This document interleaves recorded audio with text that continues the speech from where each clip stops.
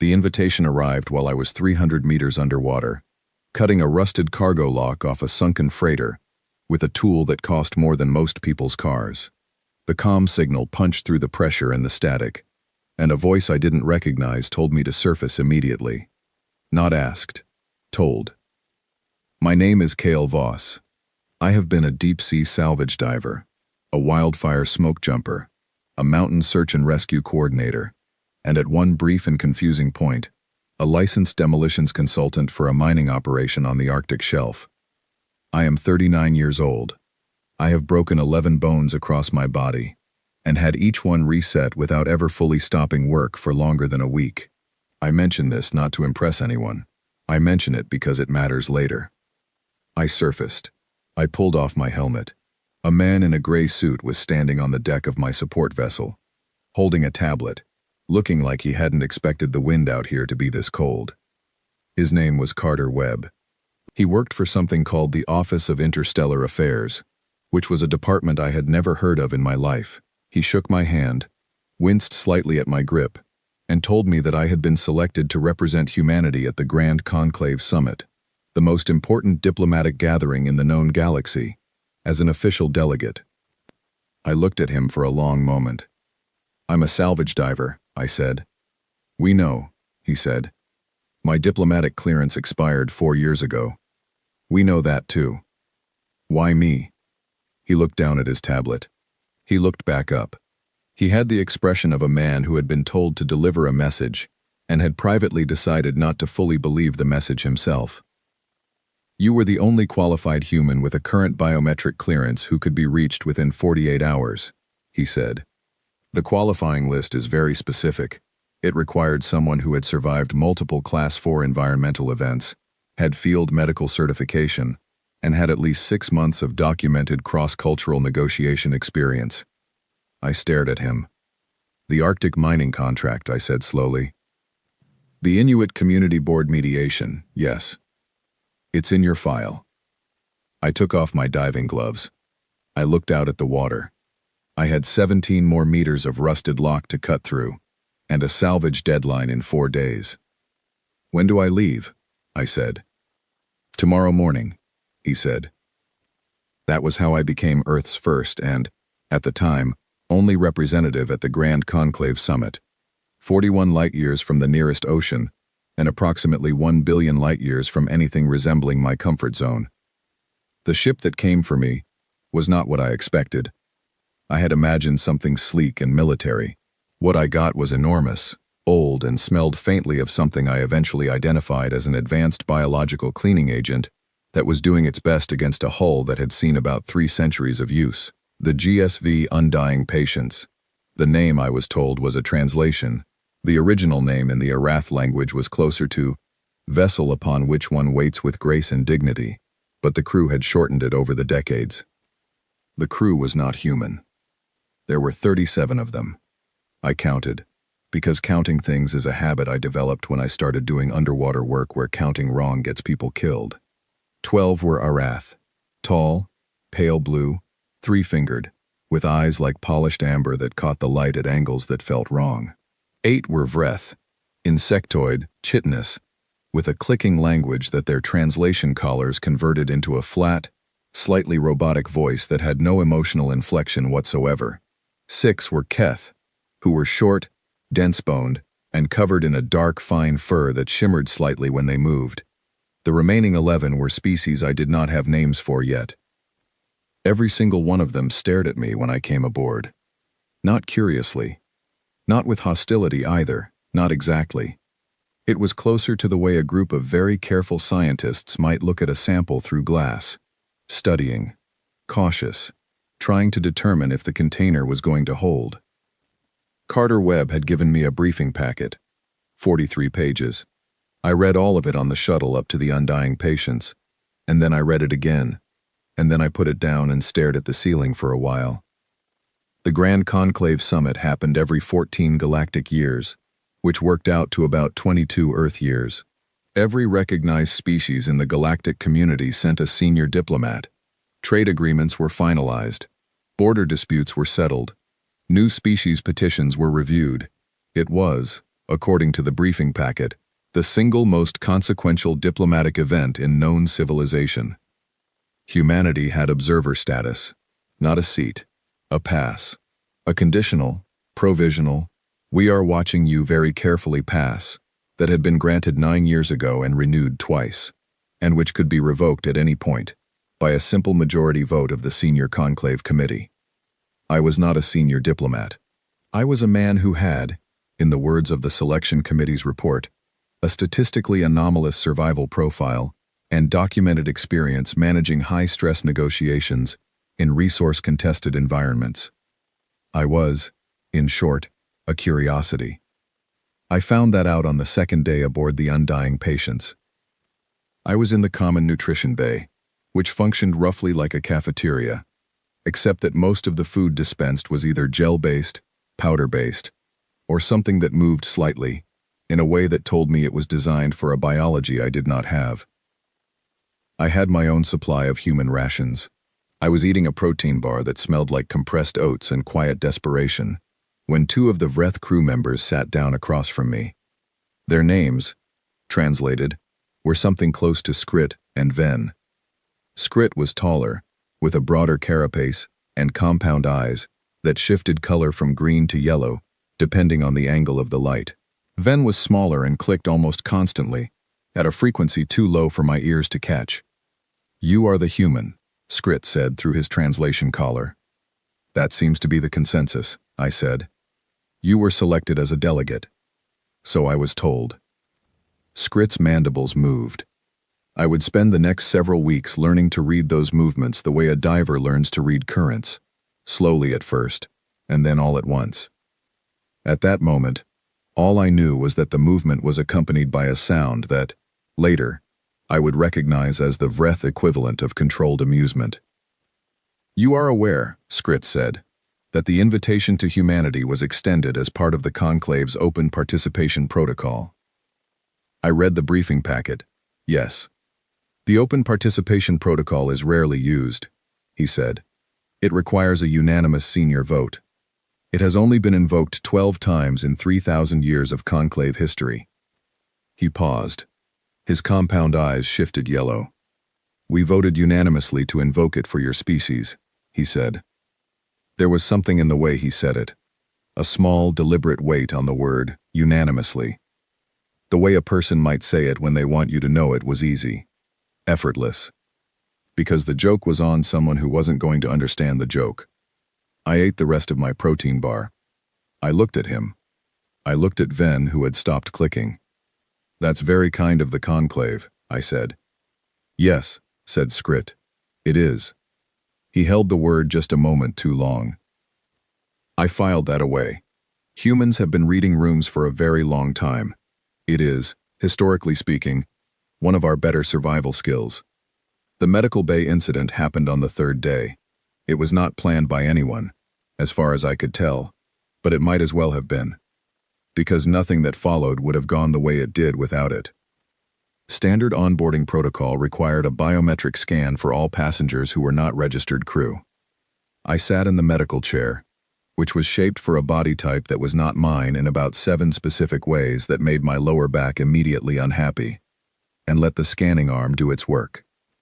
The ship's medical AI read the results aloud as it processed them, because the bay was set to its default transparency mode, and because no one had thought to change that setting before a human sat in the chair.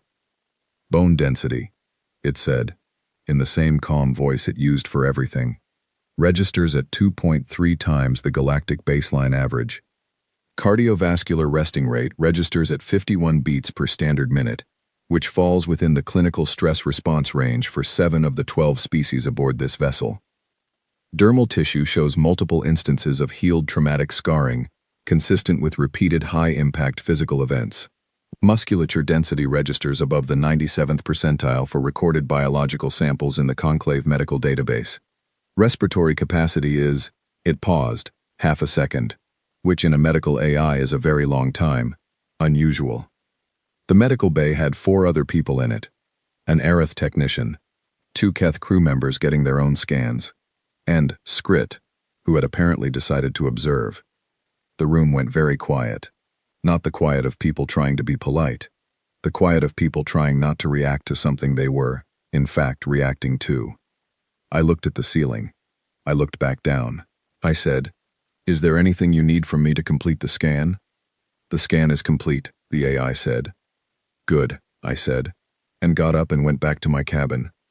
I heard Skrit say something to the Arath technician as I left. The translation collar didn't catch it, but I didn't need it to. I had a pretty clear idea of the content. What I understood, and what I think they were only beginning to realize, was that they had invited what they expected to be a spectacle. A primitive, confused creature from a dangerous little planet, stumbling through the halls of galactic civilization and looking appropriately overwhelmed. Something they could point to during slow moments of the summit and quietly feel superior about. What they had not planned for was the possibility that the creature would sit quietly, read the room, eat its protein bars, and wait. I had spent 3 years diving in the deep ocean. Patience is not something you can fake at 300 meters. Either you have it or you don't. I had it. The undying patience crossed the remaining distance to the summit station in 11 more days. During those 11 days, I learned the names of every crew member. I learned to recognize the basic emotional signals of 4 separate alien species. I memorized the seating arrangement of the conclave chamber from the schematic in my briefing packet. I ate 46 protein bars and slept an average of 6 hours a night. On the last night before arrival, Skrit found me in the observation bay. The station was visible ahead of us, an enormous structure that caught the light of the nearest star and held it in rings of reflected gold. It was the most beautiful thing I had ever seen outside of a sunrise over open water. He stood beside me for a moment without speaking. Then he said, "You should not take anything that occurs at the summit personally. The proceedings can be confusing for those unfamiliar with conclave culture." I turned to look at him. He was not quite looking at me. His compound eyes were fixed on the station ahead. I smiled at him. It was a small, simple smile, the kind a person wears when they are calm and certain, and have no need to prove either of those things to anyone. He flinched, just slightly, a small tightening of the mandibles, a fractional pull of the carapace back and away from me, a movement so fast that anyone who hadn't spent days watching Vreth body language would have missed it completely. "Thank you," I said. "I'll keep that in mind." He left the observation bay shortly after. I stayed and watched the station grow larger as we approached, and I thought about everything I had read and seen and heard since the moment Carter Webb had climbed onto my salvage vessel in the cold wind of the North Atlantic. I thought about the way the medical AI's voice had paused at my respiratory numbers. I thought about the word unanimously and the weight Skrit had put on it. I thought about 37 sets of eyes watching me from the moment I came aboard, and the very specific way they stopped watching me when they thought I might notice. The station caught the light. The rings of gold turned slowly against the stars. They had invited me as a joke. I was starting to understand the shape of the joke, and I was starting to think about what came after the punchline. The summit station was called the Resonance Hall, which was a translation of a name in an ancient language that predated most of the species currently using it. It was 16 kilometers long, pressurized to 14 different atmospheric standards across 14 separate residential rings, and it housed, at the time of our arrival, 4,261 individual delegates, diplomatic staff, support personnel, and registered observers from 89 distinct species. I was the only human. I want to be specific about what that felt like, because I think it matters. It did not feel lonely. It did not feel frightening. It felt like being the only person in a crowded room who knows where the exits are. Not because you are planning to leave, but because knowing gives you a certain kind of stillness that other people can feel without being able to name. My quarters were in Ring 9. The gravity was set slightly lighter than Earth standard, which the Conclave had apparently done as a courtesy, and which had the unintended effect of making me walk with what I was later told looked like unsettling ease. The room itself was designed for a species whose dimensions overlapped with mine, in most but not all of the important ways. So the sleeping surface was a little too wide, and the fixtures were a little too high, and the lighting cycled on a rhythm that was close to a 24-hour day but not quite. leaving me perpetually 2 degrees off from properly rested. I adapted. Humans adapt. That's the thing about a death world that I'm not sure the Conclave's scientific literature had fully accounted for. It's not just the bone density and the cardiovascular numbers and the scar tissue. It's the fact that every single system in the human body has been built, over millions of years of brutal pressure, to reset, to recalibrate, to find the new normal, and treat it like the only normal there ever was. By the end of day 1 in the station, my sleep cycle had already started adjusting to the slightly longer light rhythm. By day 3, I had mapped every public corridor in Ring 9 from memory. By day 5, I had started learning the layout of 3 adjacent rings. The summit sessions themselves began on day 2. The conclave chamber was a room that I suspect was designed to make you feel small. The ceiling was very high. The seating tiers rose steeply on all sides, each level occupied by a different delegation, color-coded by species in a system I had memorized from the briefing packet. The central speaking floor was circular and raised slightly at its center, so that whoever stood there was visible from every seat in the house. I sat in the observer gallery. The observer gallery was at the back of the room, behind a low partition made of some material that was slightly translucent, so that I could see out but the delegates couldn't quite see in. There were 2 other observers, species I didn't recognize, who kept entirely to themselves. Neither of them looked at me. The first session was about water rights in the outer rim systems. It lasted 6 hours.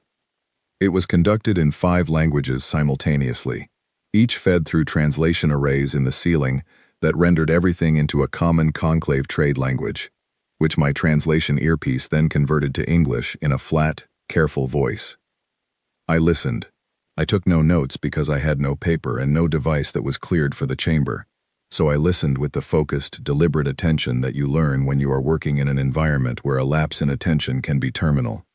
I listened the way I listened to the sound of my own breathing at depth, tracking everything, filing everything, building a picture.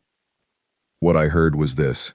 The water rights dispute was nominally between the Keth Collective and the Arath Dominion, but the actual structural tension was between a block of older species who wanted the outer rim systems designated as a protected development zone, and a block of younger species who needed those same systems for resource extraction to survive the next 2 generations of population growth. The water rights were real, but they were also a proxy for a much older argument about who got to decide the future of unpopulated space. This was not in the briefing packet. The briefing packet had described the agenda items as they were formally titled. It had not described what they were actually about. I thought about this for the rest of that session and for most of the evening afterward. On day 3, I asked a question. This was not expected. The observer gallery had a comm unit on the partition. It was there for emergencies, the guide documentation said, or for cases where an observer had information directly relevant to a proceeding. The protocol for using it was a formal written request submitted 24 hours in advance, to be reviewed by the session chair. I submitted the request at the end of day 2. I worded it carefully. I said I had an observational note relevant to the procedural framing of the water rights discussion. They approved it, I think, because they were curious, and possibly because they thought it would be entertaining. On the morning of day 3, the session chair, an Arath senior named Counselor Dreth, who had been doing this job for 40 of what I estimated were his 200-odd years, announced that the human observer had requested floor acknowledgement. The room went quiet in a very specific way. Not the quiet of respect, the quiet of people trying to decide how to arrange their expressions. I stood at the observer comm unit. My voice went through the translation array and came out in conclave trade language. "Thank you, Counselor," I said. "I have a very simple question, and I apologize in advance if the answer is obvious to everyone here, and I have simply missed it." I paused. In the water rights framework as currently proposed, the extraction limits for the contested systems are calculated against a projected baseline of demand from registered species populations. My question is, which projection date is being used? Because if it's the standard 70-year conclave planning horizon, and the Keth population growth models I've seen from public conclave records are accurate, the extraction limits would be in shortage before the first review period ends. Another pause. I may have misread the population models. If so, I apologize for taking the floor. But if I haven't, it seems like the entire framework needs a different baseline before the vote can reflect what anyone here actually wants. I sat down. The silence lasted approximately 4 seconds. Then 4 conversations broke out simultaneously, in 4 different parts of the chamber. Counselor Dreth held up one long blue hand and waited for the noise to reduce before he addressed me. "The human observer's point," he said, very carefully, "is noted and will be taken under advisement." What happened next was not immediate. It happened slowly, over the next 2 days, the way a strong current moves, invisibly until you're already in it. The water rights vote was delayed. A subcommittee was formed to review the projection models. 3 of the Keth delegates stopped avoiding the observer gallery and started walking past it more slowly. Skrit came to find me on the evening of day 4. "That was unexpected," he said. "The population math?" I said. "It seems straightforward. You should not have been able to identify the error. The documents are in conclave technical notation." "I used a converter," I said. "The translation earpiece has a math mode. I pressed the wrong button on my second day here and accidentally discovered it." He was quiet for a moment. "You read the Keth population projections," he said. "I read everything in the public conclave database that I could access from my quarters," I said. "I had a lot of evenings free." His mandibles moved. I recognized the motion now. It wasn't amusement this time. It was something closer to unease. "You should be careful," he said. "The dynamics of the summit are complex. Interventions from observers, even technically accurate ones, can be received poorly." "By who?" I said. He didn't answer. He left. I thought about that non-answer for a long time. On day 6, the thing happened that I would later call the pivot point, though I didn't call it anything at the time. At the time, I was simply doing what seemed obviously necessary. The closed session on territorial rights in the Varant corridor had been running for 3 hours. I knew it was a closed session. I was not supposed to be anywhere near it.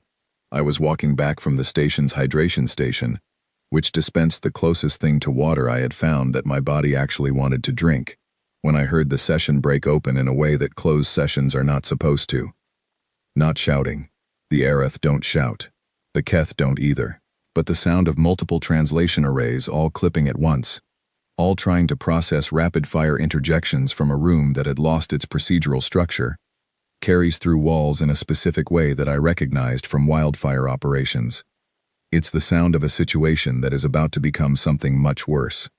I pushed open the door. I want to be clear. I had no authority to do this. I had no diplomatic standing, no clearance for that session, no invitation, no role. What I had was 40 years of living on a planet that does not care about your authority when the current changes, and a working assumption that no one was going to physically remove me fast enough to matter. The room had 43 delegates in it. The Arath Senior Block and the Keth Senior Block were arranged on opposite sides of the central floor like 2 weather systems that had just decided to become each other's problem. The Keth lead delegate, a short, dense-furred being named, according to my notes, Senior Voice Grell, was standing with every visible muscle in her body rigid and fixed. The Arath lead, a very old ambassador named Counselor Vel, was perfectly still in the way that I had learned meant the opposite of calm. I walked to the center of the floor. Every eye in the room went to me. All the shapes of attention, all the compound eyes and amber eyes and the ones I didn't have names for, all of them at once. It was like being at the bottom of a very deep pool and looking up at the surface. "I apologize for the interruption," I said. My translation earpiece was doing its job, rendering me into trade language. I could hear the session from the corridor and I was concerned. "You do not have clearance for this chamber," Counselor Vel said. His voice was precise and cold. "No," I agreed. "I don't. I'll leave as soon as this is resolved. But before I do, I'd like to ask both delegations one question." No one stopped me. I think they were too surprised. "How many of your people," I said, "will actually die if this goes wrong? Not in projection models, not in strategic assessments. Actually, personally, die. The room was very still. Because in my experience, I said, the reason negotiations reach this point is that everyone in the room has been managing positions instead of talking about the thing underneath the positions. And the thing underneath is always the same. It's people. It's what happens to your people if the other side gets what they say they want. I looked at Grell. I looked at Vel. Tell me that number, I said, out loud, in this room. And then tell me if the version of this agreement you were about to let fall apart was actually worth it. There was a long silence. Then Grell said, in a voice so quiet I almost missed it through the translation, 14,000 in the first generation. Minimum. Vel said nothing for a moment. Then he said, the Arath models project 42,000 displaced in the border restructuring. Neither of them looked at each other. They both looked at me. Then, I said, it seems like you both need a version of this agreement that doesn't produce either of those numbers. And I'd guess that version exists, because 14,000 and 42,000 are numbers that belong to the current proposal, not to the corridor itself. I looked around the room. I'll let you get back to work, I said. I'm sorry again for interrupting. I left. I closed the door behind me. I stood in the corridor and drank the rest of my water. That evening, Skrit came to find me again. This time he did not pretend to be casual about it. He stood in front of me, with all the careful composure of someone who has recently had to revise something they were quite certain of. The variance session reached a framework agreement, he said. Good, I said. It took 40 minutes after your intervention. I didn't do anything, I said. They did the work. I just asked a question. Skrit's mandibles moved in the pattern I was still learning to read. His compound eyes had shifted to a color I hadn't seen before. A deep, settled amber, darker than their usual yellow. He was quiet for long enough that I thought he was done. Then he said something. He said it in Vreth, without activating his translation collar, so I heard the clicks and intervals of his actual language without the flat mechanical rendering. I had been studying Vreth in the evenings, not fluently, but enough. He said, approximately, this is not what was intended. I replied, in Vreth, in a pronunciation that I knew was imperfect but was apparently comprehensible, because his entire carapace shifted. I know. He stared at me. I held his gaze. I did not smile this time. I didn't need to. It was never supposed to be funny, I said. He stood in the corridor for another moment. Then he left, and as he walked away, I watched his stride, the careful, controlled movement of someone who had just stepped into a current they hadn't noticed until it was already pulling. I went back to my quarters. I sat on the sleeping surface that was a little too wide. I looked at the ceiling. I thought about 42,000 displaced. I thought about 14,000 in the first generation.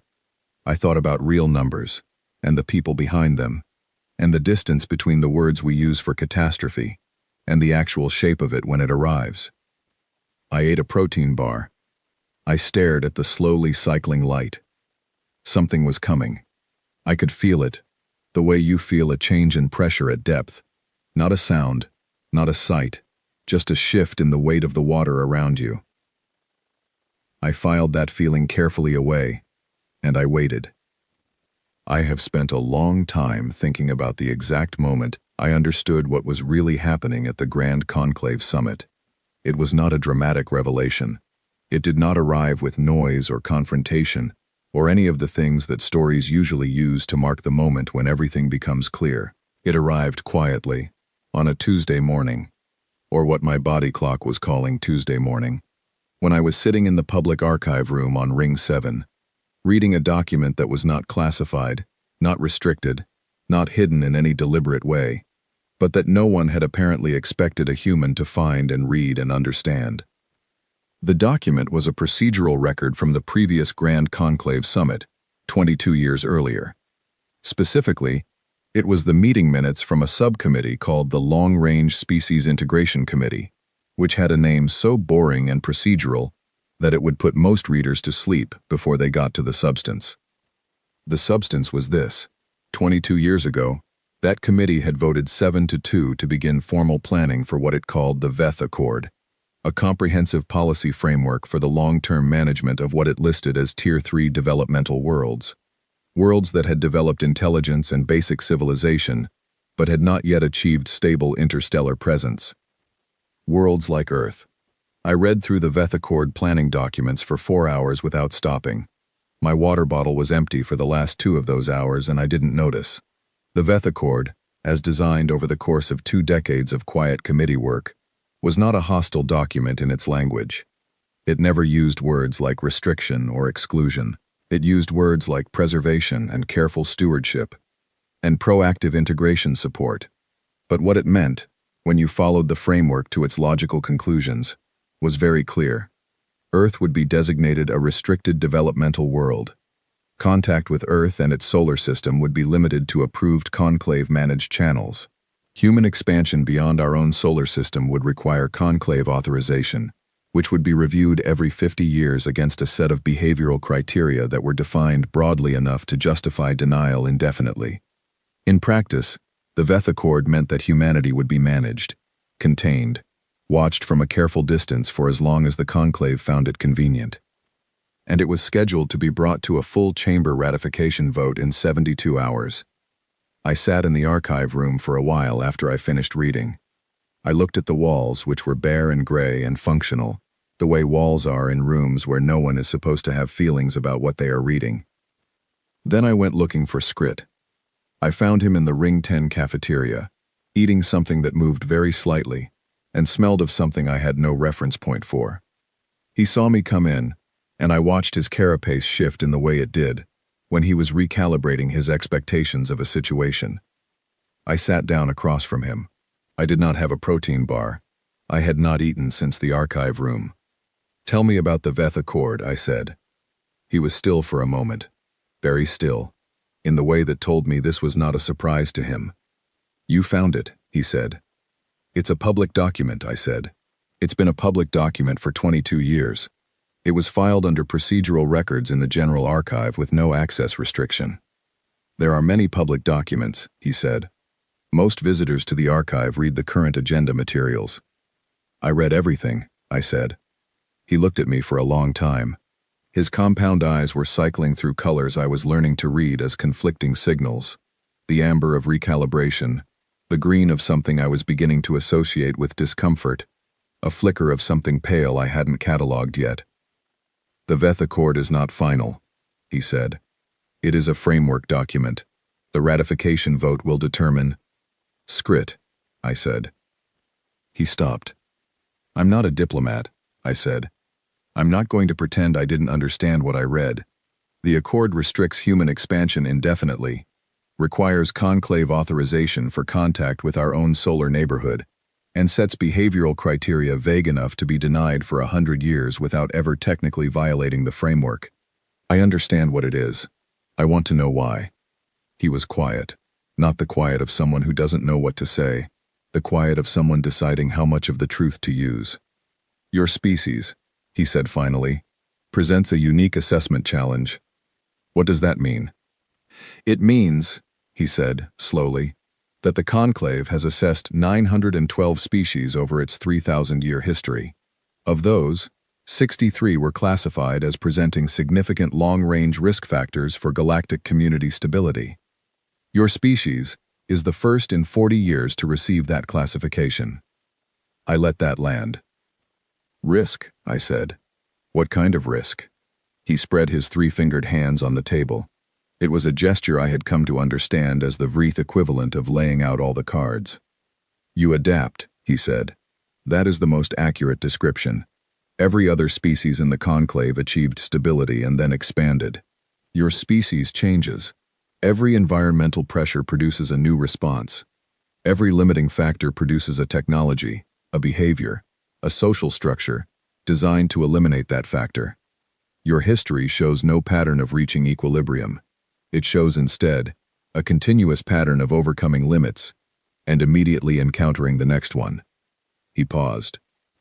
"The conclave models project that if humanity is given unrestricted access to interstellar space within the next 2 centuries, The rate of change your species introduces to galactic systems, ecological, social, technological, diplomatic, will exceed the adaptive capacity of the existing community framework. I sat with that for a moment. The cafeteria hummed around us with quiet sounds, the low-frequency murmur of the ventilation system, the occasional soft click of Vreth staff moving between tables, the distant hiss of something being dispensed at the far end of the room. "You're not afraid we'll destroy anything?" I said. "No," he said. "You're afraid we'll change everything." He met my eyes. His compound eyes were steady now, a fixed amber that I had started to think of as his version of the look people give when they are telling you something they believe is true, and have been carrying for a long time, and are quietly relieved to finally put down. "Yes," he said. "That is the accurate statement." I thought about what to say next very carefully. I was aware, in the way you become aware of things when the stakes become suddenly clear, of every detail of the room around me. The way the light in the cafeteria was calibrated slightly warm, because warm lighting was one of the few aesthetic preferences that translated across most of the species aboard the station. The slight mechanical smell of the air recyclers working beneath the biological smells of dozens of different kinds of life eating their various meals. The sound of Skrit's mandibles moving without clicking, the way they did when he was thinking rather than speaking. I thought about Carter Webb on the deck of my salvage vessel, looking cold and uncertain, and just slightly embarrassed to be standing there in a suit that was too thin for the North Atlantic wind. I thought about my briefing packet. I thought about the 43 pages that had not mentioned any of this, and about whether that was an oversight or a decision. I thought about a selection committee that had needed someone with an anomalous survival profile and cross-cultural negotiation experience, and had found a salvage diver with an expired clearance working 300 meters underwater. Had they known? Had someone, somewhere, made a quiet calculation that a human who understood what the Veth Accord said would be more useful than one who didn't? Or had the selection been as accidental as it appeared? I did not know, and I would not know for months. And by the time I found out, it wouldn't matter, because the moment I was in right now was the moment, and what I did in it was what I would have to account for. "Skrit," I said. "The invitation. The prank, or whatever it was meant to be. It was cover." He did not look away. "Not entirely," he said. "There were those who genuinely found the prospect amusing. A human at the summit, confused, out of place, perhaps providing a moment of light relief during a long session. The Vreth appreciate an unexpected outcome. We were among the first to vote for the open participation protocol when it was proposed." "And the other part?" I said. "The other part," he said quietly, "was that if a human was here, present, during the ratification of the Veth Accord, then certain arguments about transparency and representation would be harder to make afterward. The invitation could be pointed to. The observer gallery could be pointed to. A human was given access. A human was present at the proceedings. The process was therefore open and fair." He set his three-fingered hands flat on the table. His compound eyes shifted through two colors I had not quite catalogued yet. "It is a standard approach," he said. "Inclusionary optics. One of my colleagues calls it. You invite the party most affected. You give them a window seat. You proceed with the outcome you had already planned. The invitation is genuine. The intention behind it is not." I had heard this called many things on Earth. In Arctic boardrooms, it was called stakeholder consultation. In diplomatic summaries, it was called participatory process. The words always sounded reasonable, and the mechanism was always the same: the illusion of voice, without the substance of it. The room was very quiet around us. The other people in the cafeteria were eating and talking in their own clusters, their own languages, their own small worlds of concern and conversation and lunch. I thought about my daughter. She was 8 years old. She was in school in a small house in the south of England, near enough to the coast that on clear days you could smell the sea from the back garden, which she had told me was her favorite thing about living there, followed closely by the library 3 streets away, that had a section specifically for books about ocean animals. She had, the last time I had called her, very strong opinions about a book she was reading. and about the specific and unacceptable unfairness of bedtime. She wanted to be a marine biologist when she grew up. She had changed this answer from paleontologist only recently, and had explained the change to me in great detail over a 40-minute call that I had listened to with the complete and total attention it deserved. 40 light-years away from that house, and that coast, and that library, in a station orbiting a star she had never seen, a committee of 89 species had spent 22 years quietly building the legal framework that would determine whether she ever got to see any star other than ours, whether her children might, whether the version of humanity that came 100 years after her would look back on this moment as the one where a door opened, or the one where it closed so gently and so professionally that no one even heard the sound. I thought about that for a moment. Then I thought about what it felt like to be at 300 meters when the current changes unexpectedly. The way your body knows before your mind does. The way everything in you that has been built by years of difficult environments says, now. Move now. Not in a minute. Not after you have thought about it more carefully. Now. You should have just talked to us, I said. Skrit was quiet. We are complicated, I said. I know that. We are loud and fast, and we break things, and then we fix the things we broke, and then we break something else. We have a history that does not read cleanly, and a biology that scans as alarming, and a pattern of behavior that I understand, from the outside, looks very much like a problem that is looking for a place to happen. I know all of that. I am not pretending otherwise. I leaned forward slightly. But you should have just talked to us, not managed us, not contained us, not built a framework around us, over 22 years of committee work, and then invited one of us to watch through a window while you ratified it. Talked to us, sat across from us and said, here is what we are afraid of. Here is what we need from you. Here is the question we cannot answer, and are therefore trying to answer by policy instead. Skrit's mandibles moved. Not the amusement motion. Not the unease motion. Something I hadn't seen before. Slower and more deliberate, like a word being chosen carefully. What would you have said, he asked, if we had? I looked at him. I don't know, I said. That's the point. You don't know either. That's what a conversation is for. He was still for a moment. How long? I said. Until the vote. 72 hours, he said. The accord is the final major agenda item before the closing session. I stood up. He looked up at me. You cannot stop a ratification vote, he said. It was not a warning. It was stated plainly, as a fact, the way you state the depth of a dive site before you go in. I know, I said. I left the cafeteria and went back to my quarters. I sat on the too-wide sleeping surface, and I was quiet for exactly 2 minutes. I counted, because counting is a habit, and then I stopped being quiet and I started working. I had no authority.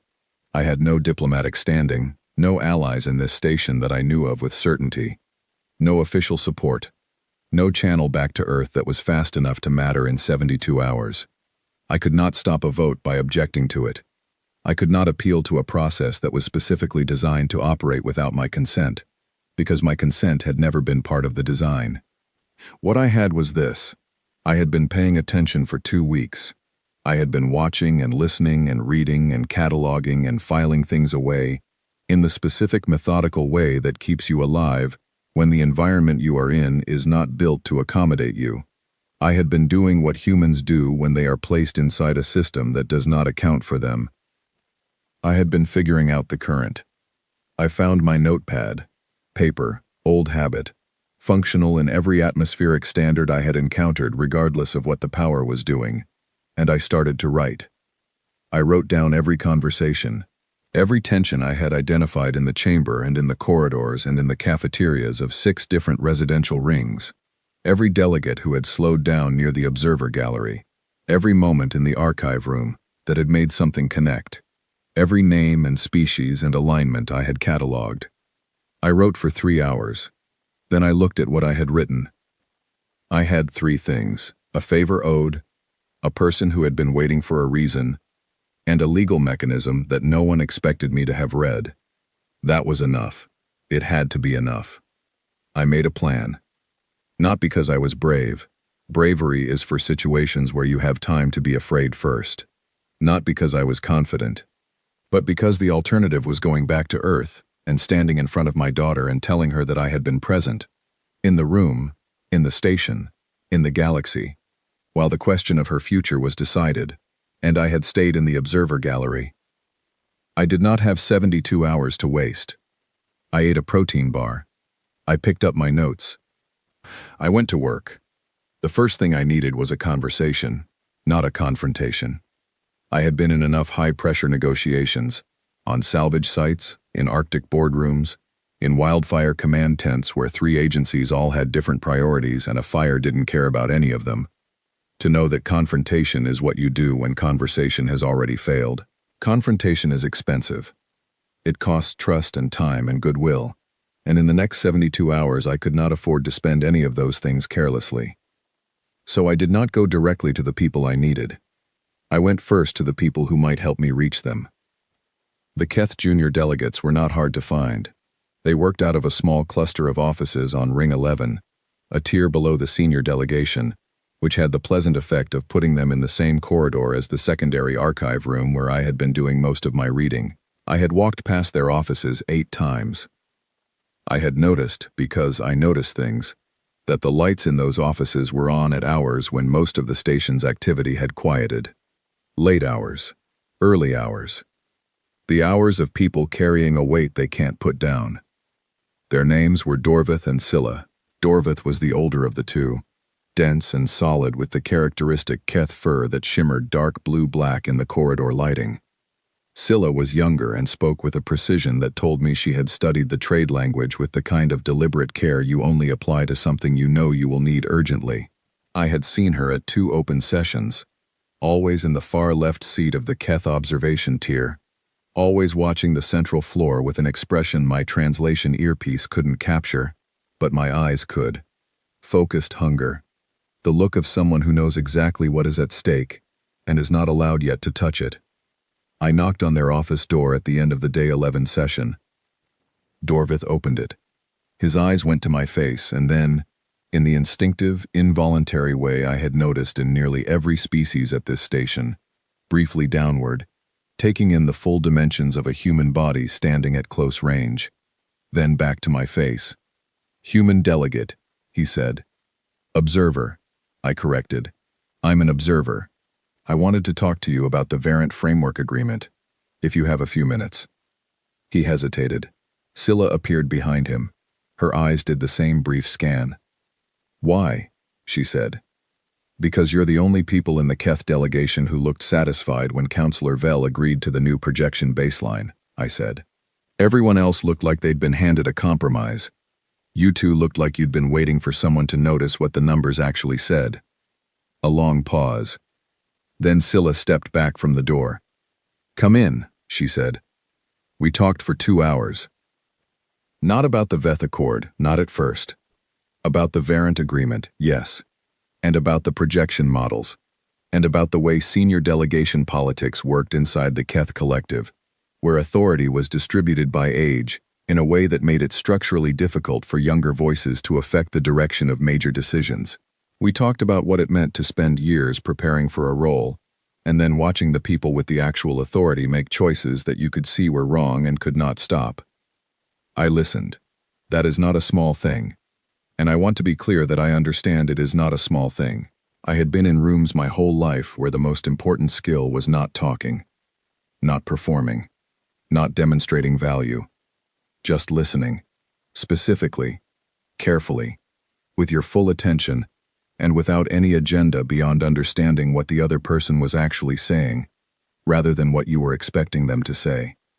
Scylla talked about the last border war.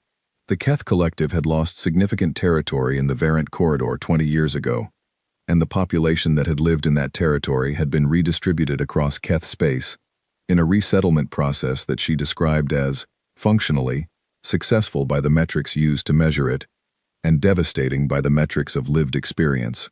14 communities dissolved. 40,000 people reoriented to new places they had not chosen. The metric said, integrated. The people said, "Lost." "The Accord is not a new argument," she said. "The idea of containing certain types of development has been in conclave policy discussion for a long time. Your species is simply the current subject of it." "Have there been others?" I said. "Two," she said. "The Oreth were restricted 90 years ago. The restriction was reviewed after 40 years and lifted, but by then their expansion impulse had redirected into internal development. They never petitioned again." "And the other species?" She and Dorvith exchanged a look. "The Suren," Dorvith said. "They were restricted 200 years ago. They declined the restriction by dissolving their interstellar program voluntarily. They decided that the cost of fighting it was higher than they wanted to pay." I sat with that. I thought about a civilization making the decision to look inward because fighting to look outward was too exhausting. "I need your help," I said. "Not officially. Not in a way that puts either of you in a difficult position with your delegation. I need to know if there are people in this station who voted against the Veth Accord planning documents 22 years ago." Scylla looked at me for a long moment. "Why?" she said. "Because a 7-2 vote means 2 votes against," I said. "And someone who voted against it 22 years ago and has been watching it approach ratification for 2 decades might be interested in talking." Another look between them. "The Queln Elder," Dorvith said. I had the name in my notes. The Queln were an aquatic species, one of the oldest in the conclave.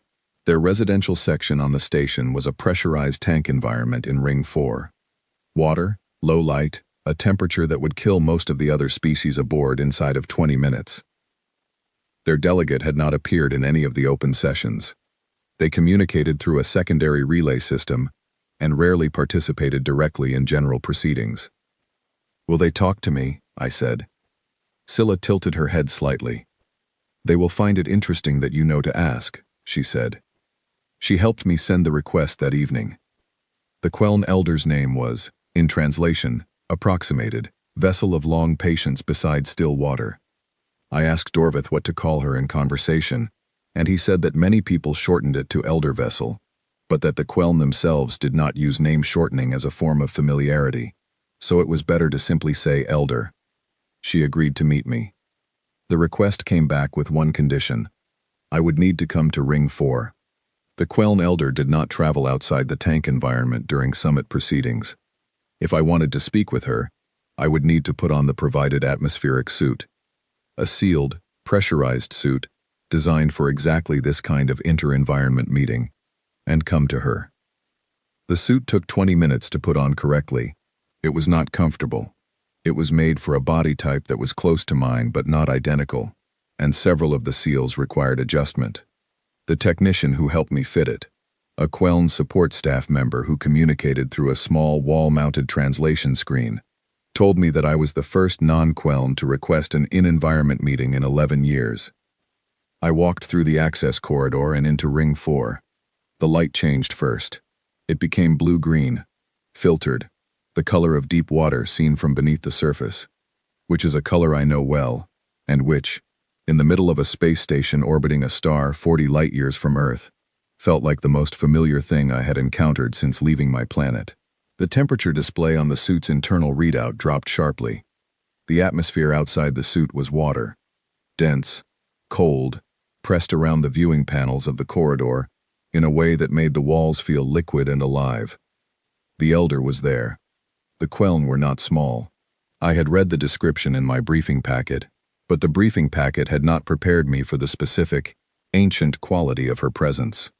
She was large, 8 meters from end to end, I estimated, with a body that moved through the water, with the ease that only comes from having done something for so long, it stopped being movement and became simply being. Her coloring was deep silver blue with patterns along her lateral lines that I later learned were a kind of written record, a biological marking that Queln bodies developed over centuries of specific experience. She was approximately 900 years old. She communicated through a translation relay attached to the tank wall. "You are the human," she said. "I am," I said. "You found the Veth Accord documents." "Yes." "No previous human was invited to the summit," she said. "We did not expect one to arrive and read the archive. I had free evenings, I said. A long pause. The water moved around her in slow currents that I thought might be the Queln equivalent of a thoughtful silence. You want to know why I voted against it, she said. I want to know if you still believe what you believed 22 years ago when you voted against it, I said. Another pause. Longer. Tell me what you know about the Orith and the Surin, she said. I told her what Dorvath and Scylla had told me. She listened without interrupting, which for a 900-year-old being in water meant a stillness so complete that she seemed for a moment to stop being an animal and become a feature of the environment. The Oreth chose to stop looking outward, she said when I finished. The Surin chose to stop entirely. Both choices were made from fear, not of what they were, but of what the conclave would decide they were. They let someone else define them, and then they lived inside that definition. I have watched it happen twice. She moved, a slow rotation that brought her closer to the tank wall. I voted against the accord because in 900 years, I have learned one thing with certainty. A civilization that stops asking questions about the things it fears has stopped being curious. And a civilization that has stopped being curious is already finished. It just doesn't know it yet. The water was quiet around us. Your species asks too many questions, she said. You change too many things. This frightened the conclave. It frightened me once too. And now? I said. Now I have been watching what you did in the medical bay, in the archive room, in the closed session you should not have attended. I have been watching a human in an environment designed to minimize him, and I have been watching him not be minimized. I waited. I will speak at the ratification session, she said. I have not spoken in a general session in 30 years. I will speak at this one. I breathed out slowly inside the suit. Thank you, I said. Thank me after, she said. You still have work to do. She was right. I went to Councillor Dreth. He was not pleased to see me. Councillor Dreth was a wrath, old, careful, and deeply committed to the idea that the conclave's procedures existed for reasons that transcended individual preferences, and that people who did not follow procedures were, at minimum, a problem. He was also the one who had chaired the session where I pointed out the population model error, and whose subcommittee had used my observation to correct a framework that would otherwise have been voted into policy with a critical structural flaw. I sat across from him in his office and said, I need to request full floor access at the Veth Accord ratification session.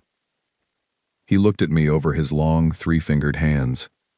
You have observer status, he said. Floor access requires delegate standing.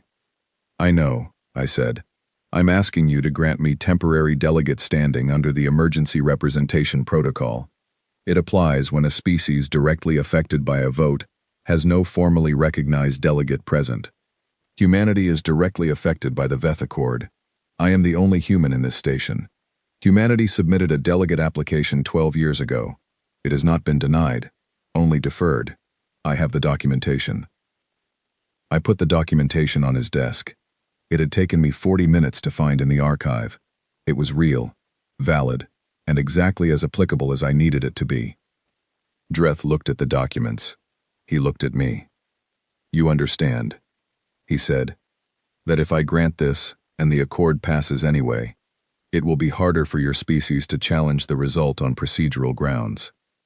Yes, I said. You are certain you want this? Yes. He looked at a point above my head in the way Arith did when they were making a calculation that involved too many variables to process while looking at something else. The Variant Framework Agreement resolved a dispute that has been before this conclave in various forms for 40 years. He said, the subcommittee found your intervention substantively valuable. He looked at me. I will grant the protocol, he said. You will have floor access. You will have 7 minutes. 7 minutes. I said thank you, and went back to my quarters. I did not write a speech. Speeches are things you read to people, and I have never read something to a room when I could just talk to them. I closed my eyes. I thought about my daughter. I thought about the Oreth and the Suren, and about Elder Vessel in the water, and about 40,000 people reoriented to places they had not chosen. And then, because 7 minutes is not much time, and the best thing you can do with limited time is not waste any of it. I slept. The ratification session was scheduled for the 3rd hour of the morning cycle. I was at the chamber entrance by the 1st hour.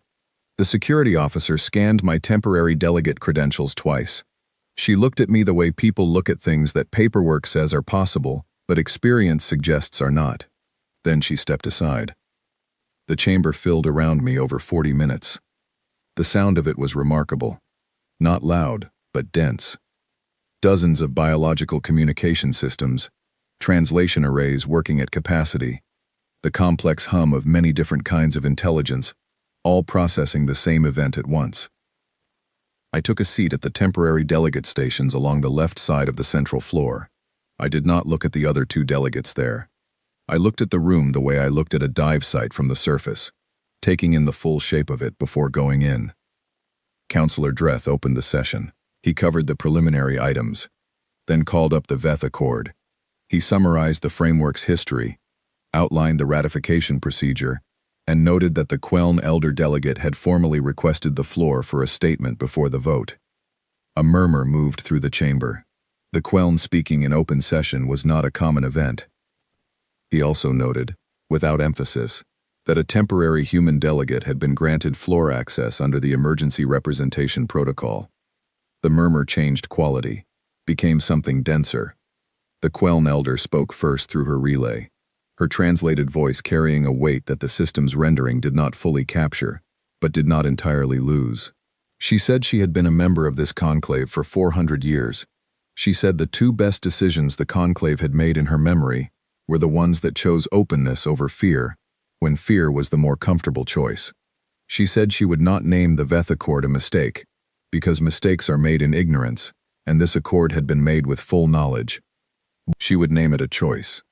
And in her experience, a community that chooses to fear what it does not fully understand does not stop being afraid when the thing becomes familiar. It simply finds something new to fear. She said she was voting against the Veth Accord. The chamber was quiet for a moment. Then Counselor Dreth called on the temporary human delegate. I walked to the center of the floor. I stood at the raised point that made you visible from every seat. I looked out at the room, taking it all in at once. "Thank you for the time," I said. "I will try not to use all 7 minutes." No laughter. That was fine. "I'm not going to tell you that my species is safe," I said.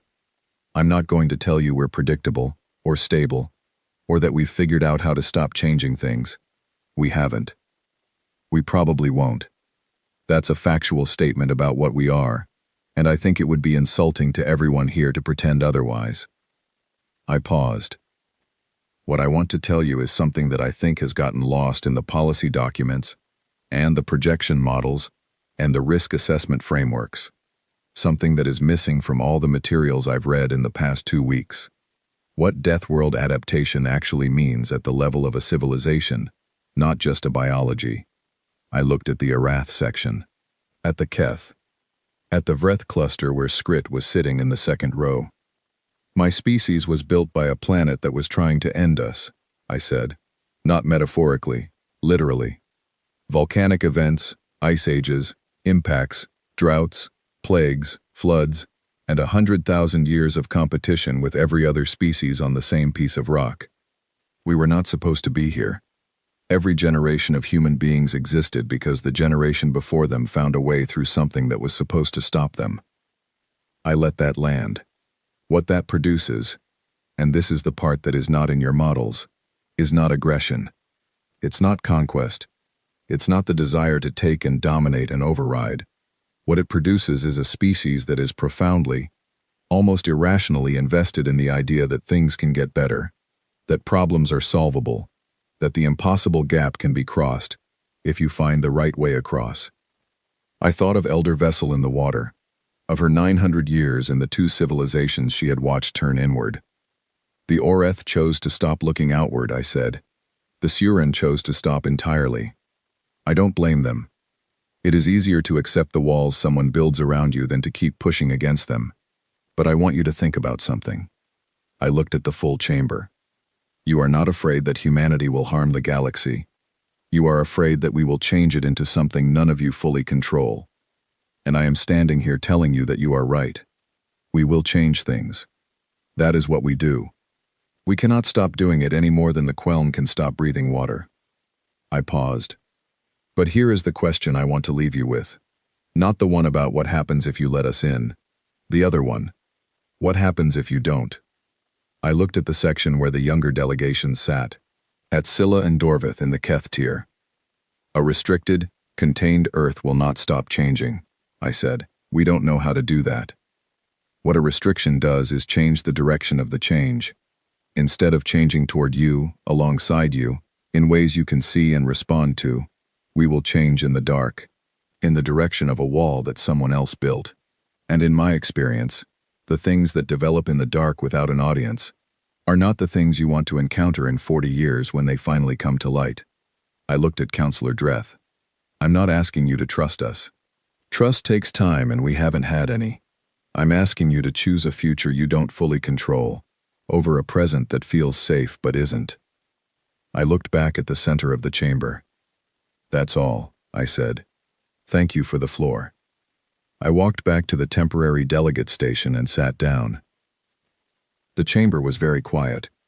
Then the procedural machinery of 3,000 years of conclave practice engaged. 7 delegations that had been listed as confirmed supporters of the Veth Accord requested the floor to amend their position, not to oppose the accord outright, but to request a delay for further review. In the conclave's practice, a vote delay request is the equivalent of saying, very politely, that the math has changed. Scylla, speaking in a formal supplementary position that required her senior delegation's sign-off, which Dorvith had spent the previous evening quietly securing, submitted a formal question about the behavioral criteria definition in the Accord's framework. Specifically, whether such criteria had ever been applied to a species that was currently present and participating in the proceeding that was defining them. It was a procedural question. It was also a question about fairness, so direct that it required an answer. Counselor Dreth acknowledged it, and ruled that it required subcommittee review before the vote could proceed. The Veth Accord ratification vote was suspended. The accord was referred to subcommittee review, with a new session date to be scheduled at a minimum of 12 months out. It was not a final victory. The accord was not struck down. It was suspended, reconsidered, sent back. It was the beginning of a longer argument, not the end of one.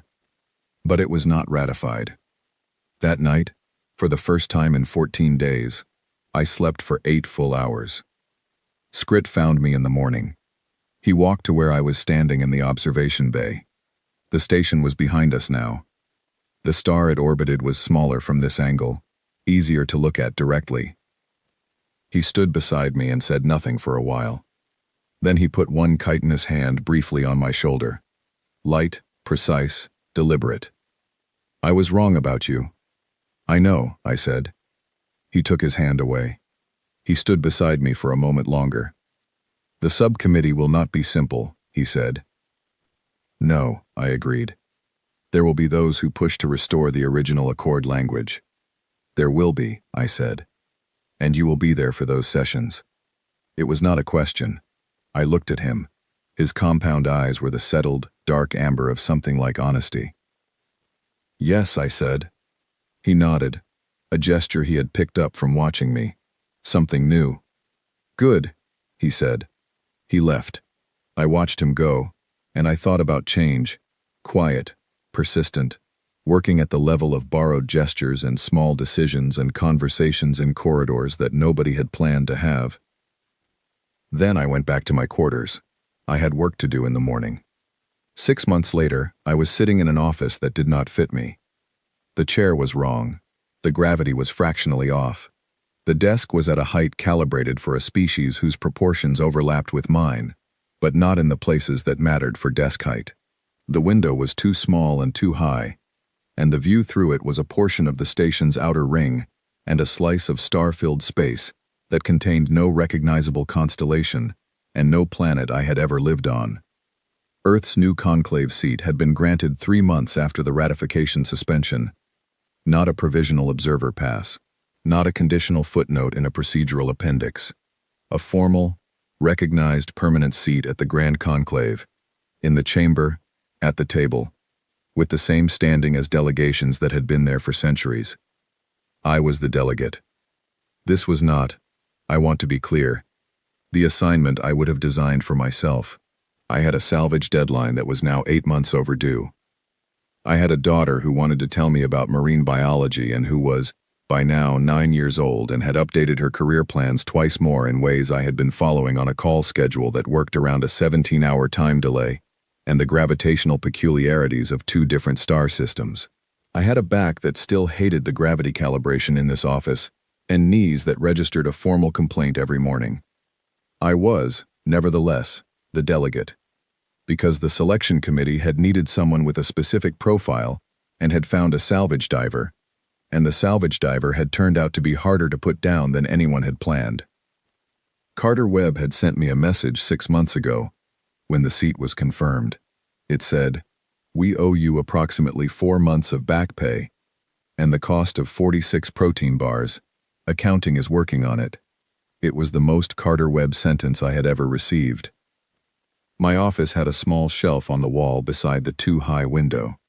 On the shelf were 3 things: a diving compass, salt-corroded, that had been my grandfather's, a photograph of my daughter taken on the last day I had seen her in person, standing on a beach in Wales with her shoes off and the sea behind her, and a piece of coral. It had arrived 2 weeks after the ratification suspension, delivered through the Queln support staff channel with no accompanying message. It was deep gray blue, dense, old in a way that made my diving compass feel recent by comparison. The Queln Elders support staff had included a small data card with it. The card, when scanned, contained a single line of text in the Queln written language, translated for me by my earpiece. "This has been growing for longer than your civilization has existed. It survived several things that should have ended it. I thought you might find it appropriate." I found it appropriate. The subcommittee work was not simple, as Skrit had predicted. The meetings were long and often difficult, full of the specific, grinding friction of people who were sincerely trying to reach an agreement about something they did not fully agree on. There were sessions where the behavioral criteria question went in circles for 3 hours, and emerged from the circle in approximately the same shape it had entered. There were delegates who remained committed to the view that human unpredictability was too significant a risk to leave unmanaged, and who made that argument with careful, detailed, good-faith precision. I attended every session. I listened. I asked questions. I pointed out the things that the models missed and the assumptions that the frameworks were built on, and the places where the policy language said one thing and implied another. I was not always right. I was corrected several times, on technical points, on procedural matters, on cases where I had misread the implications of a conclave precedent. I was corrected, and I corrected my position, and I kept going. Dorvath and Scylla were formally elevated to the Keth senior delegation 3 months into the subcommittee work. It was presented as a routine elevation, a matter of experience and seniority. Dorvath told me privately that it had required a level of internal advocacy within the Keth collective that had taken 15 years of patient positioning to make possible. Scylla said nothing. She simply appeared at the next subcommittee session in the senior delegate seat and looked exactly as focused and precisely attentive as she had looked from the junior seat, which was to say, like someone who intended to stay there. The Open Door Initiative was Scylla's name for the working group, not mine. She proposed it 3 months into the subcommittee work as a parallel track, a practical policy framework for actual integration procedures, running alongside the theoretical accord debate, so that by the time the accord question was resolved, the infrastructure for what came after would already be built. It was a brilliant piece of procedural maneuvering that I admired openly and was occasionally embarrassed by, because I should have thought of it first. My daughter suggested the name. I had described the initiative to her on a call, simplified, obviously, the version for a 9-year-old who wanted to know what her father was doing in space, and she had said, "So it's like when you have a door you haven't opened yet but you're planning to? You're leaving it open so it's ready?" And I had said yes, that was more or less it. And she had said, "You should call it the open door thing," with the breezy confidence of someone whose career plans currently included both marine biology and, as of last Tuesday, planetary geology. and who saw no conflict between these. The Open Door Initiative had 7 member species by the end of the 6th month: Keth, Queln, 2 species I had met in the subcommittee whose names translated to something close to the Laren and the Voth, and 2 more whose names I was still working on pronouncing. And humanity, obviously. And the Vreth. Skrit's government had reassigned him. Not a punishment. I want to be precise about that, because the distinction matters. He was elevated to a senior liaison role, a newly created position called Cross-Species Integration Facilitator, which was a Vreth bureaucratic construction for a job that did not have a precedent and so required a precedent-resistant occupant. His office was on Ring 9, 2 corridors from mine. He visited frequently. He had stopped using the flat mechanical affect of the translation collar in our private conversations, and instead spoke Vreth directly, slowly, at a speed that accommodated my still imperfect comprehension. We argued a great deal. I said things that were wrong. He said things that were wrong. We corrected each other and continued arguing, and continued talking, and the conversations were better for all of it. He never mentioned the prank again. Neither did I. I called my daughter on the morning of the 6th month mark. The delay had improved slightly as the relay infrastructure was upgraded. 15 hours now instead of 17. She was in the middle of telling me about a book she was reading, a science book about deep ocean ecosystems. She had very strong opinions about the chapter on hydrothermal vents. "Dad," she said, at a natural break in the vent chapter assessment, "are the aliens nice?" I thought about Dorvith's face when he talked about the 40,000, about Scylla in the senior seat, watching the central floor, about Elder Vessel in the water, her 900 years and her piece of coral, about Skrit standing in the observation bay with his hand briefly on my shoulder, borrowing a gesture he had not been born with. "Some of them are getting there," I said. "Are you coming home?" she said.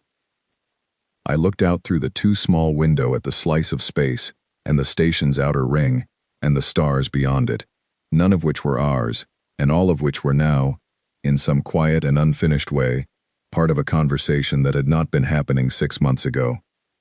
"Eventually," I said, "we've got work to do first." She went back to the vents. I listened.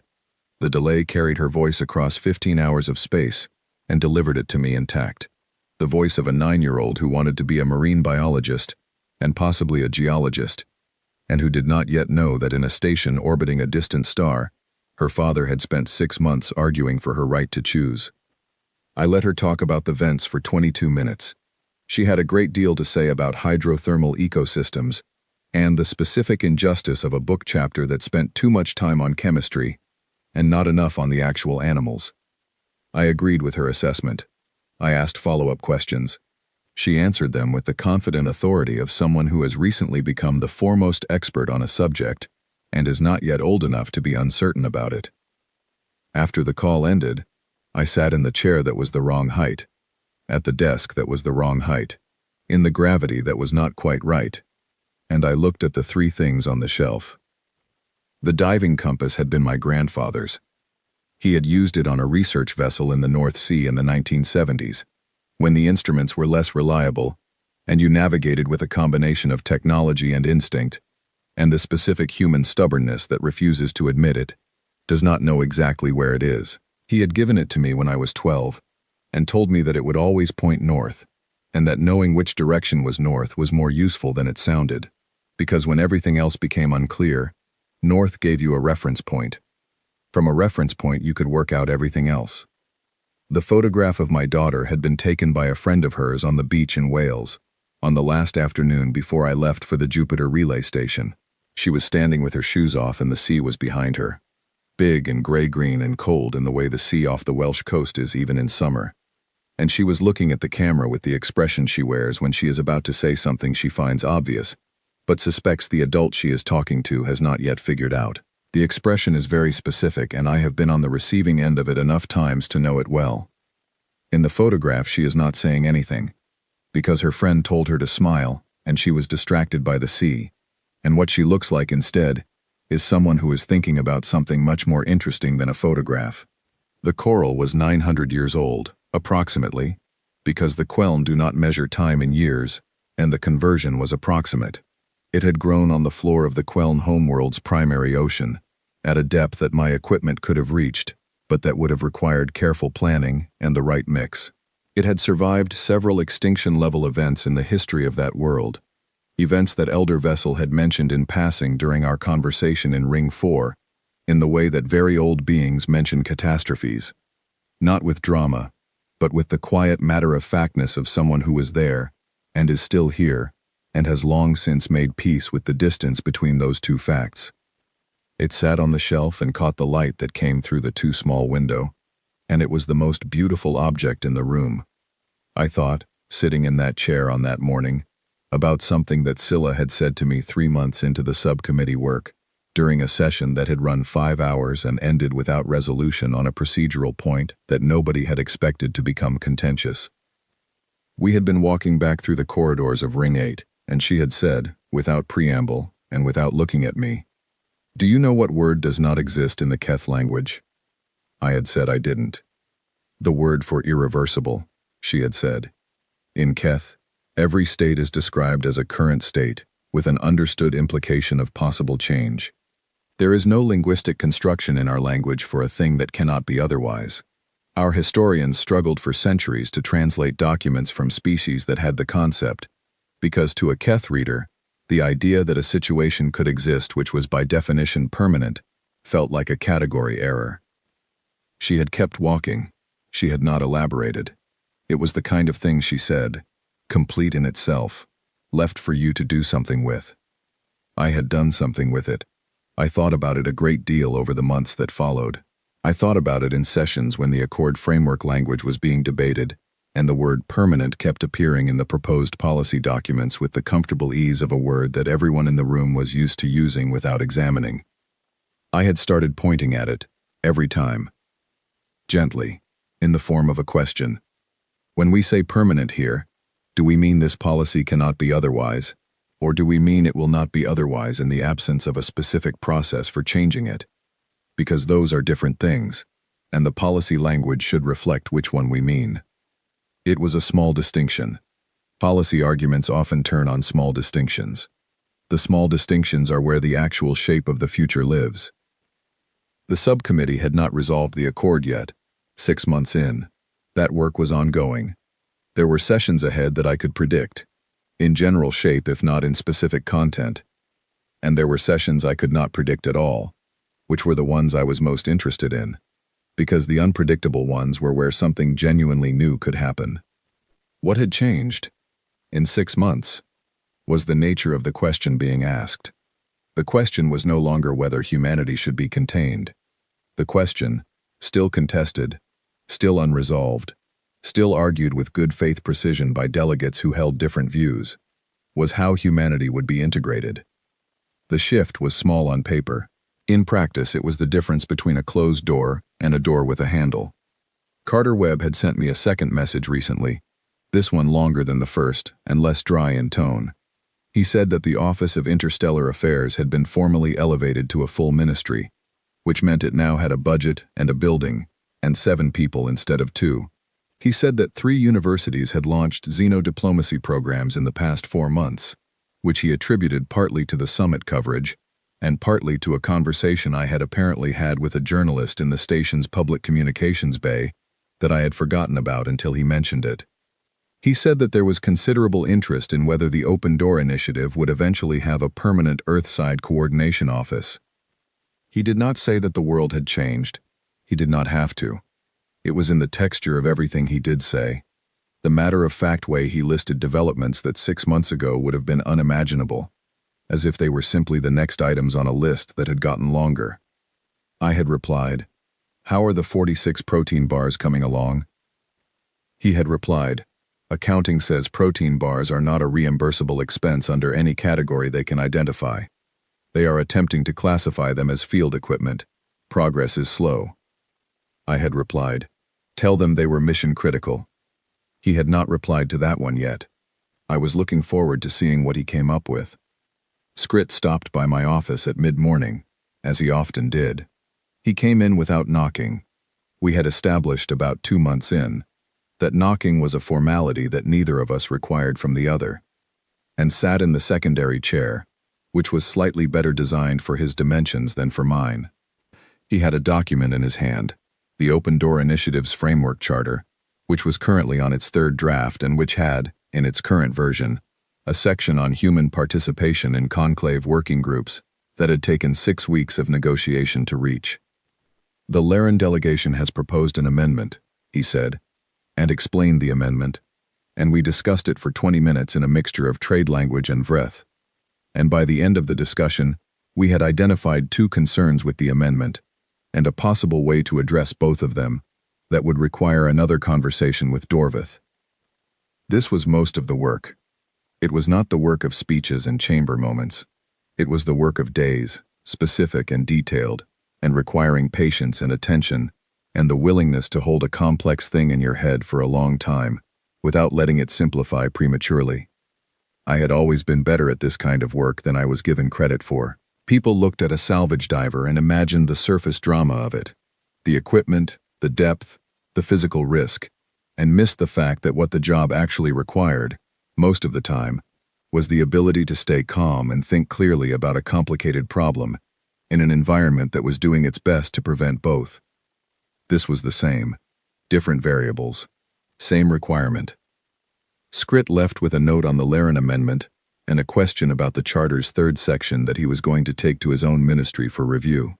I watched him go. He was still using the borrowed gesture, sometimes, the nod, the small tilt of the head that he had picked up from watching me. He didn't use it consciously. He had absorbed it the way you absorb something that is around you long enough. That was its own kind of interesting, and I had started to see it in others too. Small exchanges, borrowed signals, ways of moving through the world that had traveled from one biology to another through simple proximity. Change, working at the scale of everyday things. I had an afternoon session. I had, after the session, a scheduled relay call with a researcher at the Xenobiology Center in Edinburgh who was working on a comparative cognition paper and wanted to ask me questions about nonverbal communication patterns I had observed in species I had interacted with closely. I had, after that, a draft of a position paper to review on the proposed timeline for the next review cycle, which Scylla had sent me at midnight her time zone with a note that said only, Section 3, tell me if I am overreaching. I had read Section 3. She was not overreaching. She was, as usual, precisely reaching the exact distance that the argument could support, and not one step beyond it. I was going to tell her that. I picked up my notes for the afternoon session. I checked the time. I looked at the shelf, compass, photograph, coral, in the order I always looked at them. The way you check instruments in a sequence that becomes automatic, because automatic is reliable, and reliable keeps you alive. Then I straightened the photograph, which had tilted very slightly, which it did sometimes, because the vibration of the station's systems worked on small objects over time, in ways that felt personal, but were simply physics. I looked out through the too small window. The slice of space it showed me was the same slice it always showed me. Stars I had learned the conclave designations for, but not the names, because the names were in a language I was still working on. A portion of the station's outer ring, curving away at the edge of the frame, a piece of dark that was the same dark as the piece of dark outside every window on every station and ship I had been on, and the same dark as the dark above the ocean at 300 meters, and, if you went far enough back in the chain of experience, the same dark as the dark of the sky, seen from a beach in Wales by a 9-year-old who was going to be a marine biologist, or a geologist, or something she hadn't thought of